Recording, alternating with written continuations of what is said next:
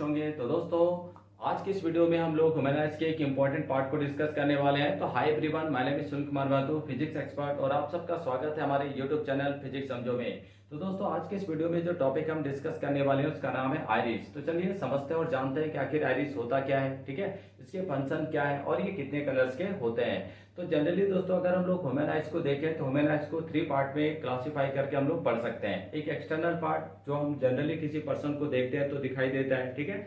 एक internal part जिसके अंदर vitreous humour, aqueous humour, lens, ciliary muscles आदि आते हैं, ठीक है। और एक पीछे का पार्ट जिसमें रेटिना, ऑप्टिक नर्व्स और हमारा कोराइड्स वगैरह आता है, ठीक है। तो दोस्तों, जनरली जब हम किसी भी पर्सन को देखते हैं तो उसके आंख का जो है केवल यही पार्ट जो हमें दिखाई देता है। ये इंटरनल पार्ट हमें कभी भी दिखाई नहीं देता है, ठीक है। तो देखिए, ये जो व्हाइट पार्ट है, इस व्हाइट पार्ट को हम लोग क्या बोलते हैं? स्क्लेरा बोलते हैं, क्लियर है। इस व्हाइट पार्ट के अंदर देखिए गोल सा डार्क पार्ट दिखाई दे रहा है। तो ये जो डार्क वाला पार्ट है, इस डार्क वाले पार्ट को क्या बोलते हैं? आइरिस बोलते हैं। और इस डार्क वाले के अंदर एक और डीप डार्क होता है जिसको हम लोग क्या बोलते हैं? पुपिल बोलते हैं, ठीक है। तो आज का जो हमारा टॉपिक है वो क्या है? आइरिस। यानी इस वीडियो में हम लोग आइरिस के बारे में डिटेल से देखने वाले हैं, ठीक है। तो देखिए, आइरिस होता क्या है? तो dark and colourful muscular diaphragm is called iris. यानी आपको यहाँ पे जो डार्क और कलरफुल मस्कुलर डायफ्राम दिखाई दे रहा है, यही इसी का नाम क्या है? आइरिस है, ठीक है। और दोस्तों, ये आइरिस होता कहाँ पे? तो देखिए, ये हमारा क्या है? लेंस है, और ये हमारा क्या है? कॉर्निया, ठीक है। तो कॉर्निया और लेंस के बीच में ही हमारा कौन एग्जिस्ट करता है? तो आइरिस एग्जिस्ट करता है, ठीक है। देखिए, it is present behind the cornea. ये किसके पीछे होता है? कॉर्निया के पीछे होता है। And above the eye lens, और आई लेंस के क्या होता है? आगे होता है, ठीक है। तो चलिए देखते हैं इसका काम क्या है, यानी इसका फंक्शन क्या है, आखिर ये करता क्या है, ठीक है। तो देखिए, इट कंट्रोल्स, किसको कंट्रोल करता है? And regulate amount of light entering the eyes. यानी दोस्तों, हमारे आईज के अंदर जो लाइट एंटर कर रहा है ना, उस लाइट को क्या करता है? ये कंट्रोल करता है, उसको क्या करता है? रेगुलेट करता है। आप लोग देखे होंगे रेगुलेटर, रेगुलेटर से करते क्या है? तो जब हमारा वोल्टेज कम हो जाता है तो उसको मचोड़ देते हैं तो वोल्टेज बढ़ जाता है। अगर बढ़ जाता है तो क्या होता है? मचोड़ देंगे तो क्या हो जाएगा? कम हो जाएगा। तो जस्ट ये जो हमारा आइरिस है कुछ रेगुलेटर की तरह ही काम करता है ना। जब हमारे आइस के अंदर बहुत ज्यादा इंटेंसिटी का लाइट इंटर करता है तो वो क्या हो जाता है?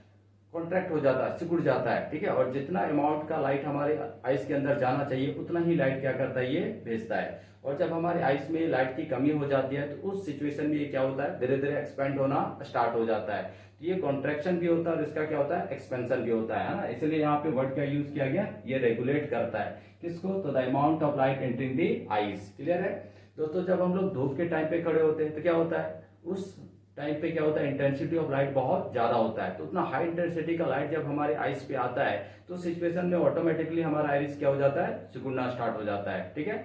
लेकिन जैसे ही हम लोग ठंडे के टाइम पे छत पे होते हैं और छत से धूप खा के जब हम लोग कमरे के अंदर जाते हैं तो अचानक जो है वो हमें कमरे के अंदर की चीजें दिखाई नहीं देती हैं, ठीक है। क्यों नहीं दिखाई देती है? क्योंकि हमारा आंख जो होता है वो क्या हो चुका होता है? कॉन्ट्रैक्ट हो चुका होता है। बट जैसे ही हम कमरे के अंदर जाते हैं उसका एक्सपेंशन जो है कॉन्ट्रैक्शन के कंपेयर में क्या होता है? बहुत धीरे धीरे होता है। यानी हमारे आइस को कंप्लीट एक्सपेंड होने में कम से कम 2 से 3 मिनट का टाइम लग जाता है। इतने देर के बाद चीजें जो हमें क्लियर फिर दिखाई देनी स्टार्ट हो जाती हैं, ठीक है।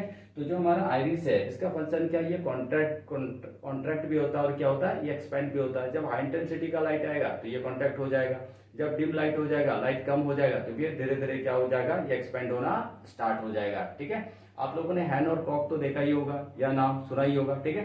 तो हैन जो होता है उसमें हमारे आइस का जो फंक्शन है जस्ट उसी तरह से जो है वो हैंड में भी होता है। यानी उसका भी जो आइरिस है वो कॉन्ट्रैक्ट होता है और एक्सपेंड होता है, ठीक है। इस वजह से जो हैंड को रात में कोई प्रॉब्लम नहीं होता है। जब उसको लाइट कम हो जाता है तो वो धीरे धीरे एक्सपेंड होना स्टार्ट हो जाता है। बट जो कॉक है, कॉक में क्या होता है? एक्सपेंशन नहीं होता है। कॉन्ट्रैक्शन तो है लेकिन एक्सपेंशन उस पर नहीं होता है। इसी वजह से जब रात में मुर्गा घर के अंदर चला जाता है तो फिर उसको दिखाई देना बंद हो जाता है, क्योंकि उसका एक्सपेंशन होता ही नहीं। अगर एक्सपेंशन होगा नहीं तो प्रॉपर वे में लाइट जो है वो जितना अमाउंट का लाइट हमें चाहिए उतना लाइट उसके अंदर इंटर नहीं कर पाता है। लेकिन जैसे ही मॉर्निंग का टाइम होता है धीरे धीरे उसके अंदर क्या होता है? लाइट इंटर करना स्टार्ट कर जाता है, ठीक है।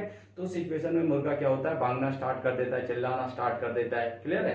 तो ये कुछ एनिमल और ह्यूमन बींग्स में डिफरेंस है, ठीक है।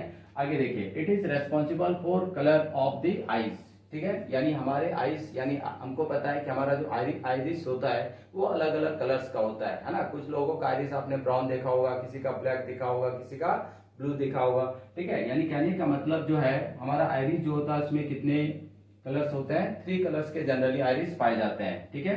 उसमें कौन कौन सा हमारा है, एक हमारा ब्लैक है, ठीक, दूसरा हमारा क्या है, ब्लू है, और तीसरा हमारा क्या होता है, ब्राउन, ठीक है। तो आइरिस जनरली दोस्तों कितने कलर्स के पाए जाते हैं, तो ब्लैक, ब्लू और ब्राउन, ठीक है। अब देखिए ये जो आइरिस में हमको ब्लैक, ब्लू और ब्राउन कलर दिख रहा है ना, ये कलर होता किसके वजह से है, तो देखिए the quantity of melanin, the quantity of melanin pigment, है ना, कौन सा पिगमेंट, तो melanin pigment determine the colour of iris, ठीक है। यानी हमारे आंख में एक पिगमेंट पाया जाता है जिसका नाम क्या है, मेलानिन। इस मेलानिन पिगमेंट के वजह से ही जो है वो आइरिस का कलर जो है अलग अलग होता है, ठीक है। अब देखिए आइरिस का और एक फंक्शन क्या है, तो it iris control the size of the pupil, है ना। हमने अभी देखा कि जो आइरिस है वो क्या होता है, कॉन्ट्रैक्ट होता है और एक्सपेंड होता है, तो उसी के बीच में हमारा कौन होता है, पुपिल भी होता है। तो जैसे से हमारा आइरिस जो एक्सपेंड या कॉन्ट्रैक्ट होता है, सिमिलरली हमारा जो पुपिल भी है उसके भी साइज को ये क्या करता है, मेंटेन करता है, कंट्रोल करता है, ठीक है। तो ये सारे हमारे आइरिस के फंक्शन थे, है ना। आइरिस होता क्या है, आइरिस कितने कलर्स के होते हैं और उसमें कलर क्यों पाया जाता है, तो वो किसके वजह से है, तो मेलानिन पिगमेंट के वजह से, ठीक है।